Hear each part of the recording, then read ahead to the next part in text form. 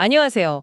오늘 당신께서 보내주신 여러 자료들, 연합뉴스 기사도 있고, 연구 보고서, 논문, 정책 발표까지 좀 깊이 들여다볼까 하는데요. 네, 안녕하세요. 요즘 특히 아동 청소년 ADHD 진단이 크게 늘었다는 이야기, 그리고 이게 다문화 가정 아이들에게는 또 어떤 어려움으로 다가오는지, 지원은 좀 제대로 되고 있는지, 이런 부분들을 좀 집중적으로 파헤쳐 보려고 합니다. 네, 맞습니다. 그 ADHD랑 다문화, 이 두 가지 키워드가 어떻게 교차하는지, 또 우리 사회 시스템이 이런 아이들의 필요에 잘 부응하고 있는지, 그런 점들을 자료를 통해 한번 짚어보는 시간이 될 것 같아요. 단순히 정보 나열보다는 좀 연결고리를 찾아보는 걸로요. 좋습니다. 그럼 바로 시작해 볼까요? 일단 그 연합뉴스 보도, 4년 사이에 ADHD 진료 아동 청소년 수고 82%다 급증했다는 거요. 이게 정말 눈에 띄더라고요. 네, 82%면 정말 큰 폭이죠. 2018년에 한 4만 4천 명 정도였는데 2022년에는 거의 8만 1천 명 가까이 됐으니까요. 그렇죠. 이게 근데 단순히 아이들이 더 많이 ADHD, 그러니까 주의력 결핍 과잉 행동 장애를 갖게 되었다라기보다는 다른 해석이 있는 거죠. 네, 그 자료에 김인양 교수님 인터뷰도 있었지만 이게 ADHD 유병률 자체가 막 폭발적으로 늘었다기보다는요. 질환에 대한 사회적 인식이 좀 개선되고 예전처럼 막 부정적으로만 보던 시선이 줄면서 진단이나 치료를 받으려는 경우가 늘어난 영향이 크다고 봐야겠죠. 아, 인식이 개선되면서 수면 위로 드러나는 경우가 많아졌다 이런 거군요. 그렇죠. 실제로 ADHD는 치료를 통해서 증상이 충분히 좋아질 수 있는 질환이기도 하고요. 근데 또 중요한 건 여전히 진단받지 않은 아이들도 학교 현장에는 꽤 많을 거라는 점이에요. 그 진단받은 아이교 수만 해도 8만 명이 넘는데 이게 전체 특수교육 대상 학생 수랑 비교해도 적지 않은 규모잖아요. 맞습니다. 상당한 규모죠. 특히 그 남자 아이들이 여자 아이들보다 훨씬 많다는 점도 좀 눈여겨볼 부분이고요. 2022년 기준으로 보면 남아가 거의 6만 3천 명, 여아가 1만 8천 명 정도니까요. 3배가 넘네요. 근데 이 증가 추세랑 다문화 가정을 연결해서 보면 어떨까요?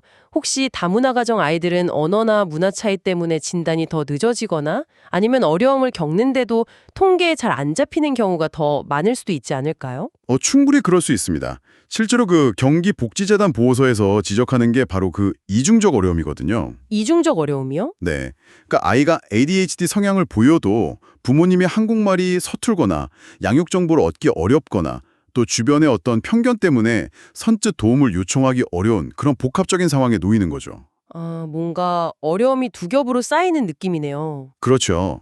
실제 설문조사에서도 다문화 가정 보호자들이 그런 어려움을 많이 이야기했어요. 정보 부족, 언어 문제, 편견 때문에 서비스 이용이 부담된다, 뭐 이런 것들이요. 심지어 2018년 조사 결과를 보면 다문화 가구 중에 장애 아동이 있는 비율이 일반 가구보다 높게 나타나기도 했고요. 특히 결혼 이민자 가구의 자녀가 장애인인 경우가 13.3%나 됐었죠. 방송인 강남시 사례도 자료에 있었는데 어머니와의 어떤 언어 소통의 어려움이 어린 시절에 ADHD 성향이랑 맞물려서 오해를 더 키웠을 수도 있겠다. 뭐 이런 이야기가 나오잖아요. 이게 딱 그런 맥락인 것 같아요. 네, 맞아요. 그게 단순히 개인의 문제가 아니라 다문화 가정이라는 그 환경 자체가 아이가 겪는 어려움을 좀 더 복잡하게 만들 수 있다는 걸 보여주는 거죠. 언어, 문화, 정보 접근성, 편견 이런 장벽들이 복합적으로 작용하는 겁니다.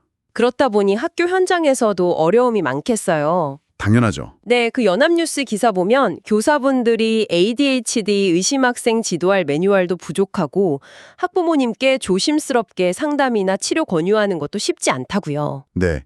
왜 우리 애를 이상한 애로 만드냐 이런 반응이 돌아올 때가 많다고 하니까요. 참 안타까운 부분이죠. 그럼 이건 어떻게 풀어가야 할까요? 단순히 개별 교사나 학교의 노력만으로는 한계가 있을 것 같은데요. 여기서 이제 통합교육이라는 개념이 중요해지는 것 같아요. 예전처럼 장애 학생을 분리해서 특수교육을 하는 게 아니라 모든 학생이 그냥 같은 교실에서 함께 배우는 환경을 지향하자는 거죠. 아, 모두 함께. 네. 뭐랄까, 장애든 비장애든 또 어떤 문화적 배경을 가졌든 그걸 틀림이나 문제로 보는 게 아니라 그냥 다름, 차이로 인정하자는 철학적인 전환 같은 거예요. 어떤 교양교육 연구 논문에서는 이걸 포스트 모더니즘적인 관점이라고 설명하기도 하고요. 다름을 그냥 다름으로 받아들이는 거군요. 그렇죠. 우열의 문제가 아니라요. 그래도 다행인 건 긍정적인 움직임도 있다는 거겠죠. 서울시 같은 경우 지역아동센터에서 ADHD나 경계선 지능 아동을 위한 맞춤형 프로그램을 도입하고 서울런 같은 온라인 학습 지원도 확대한다고요. 이런 소식은 좀 반갑더라고요. 네, 그런 시도들은 분명 의미가 있죠. 또 미술치료 같은 접근이 다문화 가정 ADHD 아동의 문제 행동을 줄이고 부모 자녀 관계 개선에도 도움이 된다는 연구 결과도 있었고요. 아, 미술 치료요. 그것도 흥미롭네요. 하지만 이게 개별적인 노력들이 얼마나 잘 연결되고 시너지를 낼 수 있느냐, 그게 관건인 것 같아요. 여전히 과제가 많습니다. 어떤 과제들이 있을까요? 예를 들어 경기복지재단 보고서에서도 지적했듯이 장애 관련 지원은 보건복지부 소관, 다문화 지원은 여성가족부 소관, 이런 식으로 정책이 분절되어 있다는 문제가 있어요. 아, 부처 간 칸막이 같은 거군요. 네. 그러다 보니 정책 연계가 잘 안 되고 실제 서비스를 제공하는 현장 기관들 사이에서도 협력이 좀 부족하다는 목소리가 계속 나오는 거죠. 결국은 시스템 차원에서 좀 더 통합적인 접근이 필요하다, 이런 이야기입니다. 그렇군요. 오늘 ADHD 진단 증가 현상부터 다문화 가정이 겪는 그 이중적인 어려움, 그리고 현재 지원 시스템의 현황과 과제까지 당신께서 주신 자료들을 토대로 좀 입체적으로 살펴본 것 같습니다. 네, 이 문제가 단순히 어떤 특정 아이들이나 특정 가정만의 이야기가 아니라는 점을 좀 강조하고 싶어요. 우리 사회 전체가 다양성을 어떻게 받아들이고 또 모든 구성원에게 필요한 지원을 어떻게 효과적으로 제공할 것인가 하는 바로 당신과 저, 우리의 문제이기도 하거든요. 맞아요. 우리 사회의 포용성과 직결되는 문제죠. 네, 그렇습니다. 마지막으로 이런 질문을 한번 던져보고 싶습니다. ADHD 같은 신경 다양성, 그리고 다문화 배경 같은 사회적 다양성에 대한 인식은 분명 예전보다 높아지고 있는 것 같은데, 우리가 이 다름을 단순히 진단하고 분류하는 것을 넘어서서 어떻게 하면 이걸 실질적인 지원으로 잘 연결할 수 있을까요?